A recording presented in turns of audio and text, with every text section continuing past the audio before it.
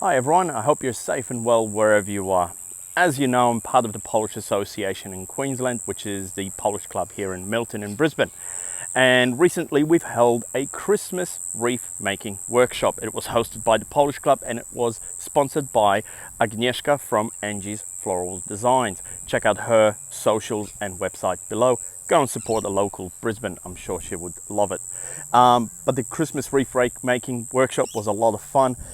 There was a lot of vino involved, and it was some beautiful wreaths coming out of it. I wish I was part of it because I've always wanted to try something like that. I'm not very good in making things unless I get very specific details, and Agnieszka definitely was the right instructor for it.